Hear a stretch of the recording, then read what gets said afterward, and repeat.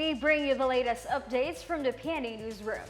The Philippines and China are about to start discussions on new terms of reference for collaborative oil and gas development in the South China Sea. Foreign Affairs Secretary Enrique Manalo said exploratory discussions at a technical level will start in around 6 weeks. He said this is to gauge the extent of the talks and determine its course. In 2018, the two nations sought to explore oil and gas assets in the South China Sea.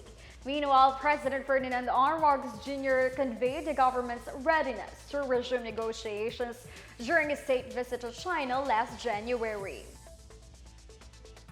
President Ferdinand R. Marcos Jr. granted actress and digital influencer Vanessa and Hudgens with the title of Global Tourism Ambassador. As a Global Tourism Ambassador, Hudgens will participate in a variety of upcoming projects to highlight the Philippines' distinctive culture and help the nation reach a bigger global audience, raising awareness and promoting the Philippines as a travel destination. Several officials, including Tourism Secretary Cristina Frasco and Presidential Advisor on Creative Communications, Paul Soriano, were present for the award presentation at the Malacanang Palace. Malacanang said the two agencies will come up with a documentary project which aims to reunite a Film actress with her roots while also advancing tourism in the country. Intramuros, the National Museum, and El Nido in Palawan are a few of the historical sites that will be highlighted.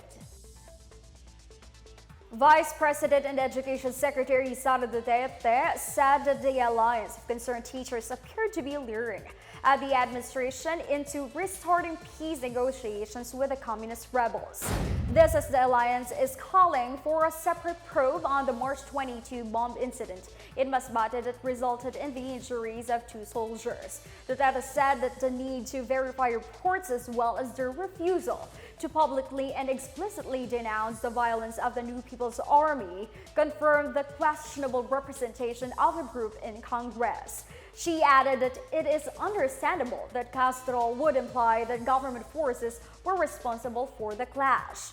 Duterte had earlier criticized the ACT group for taking what she called a diversionary tactic by suggesting that 30,000 teachers will be hired and that 100 billion pesos per year be set aside for the construction of classrooms.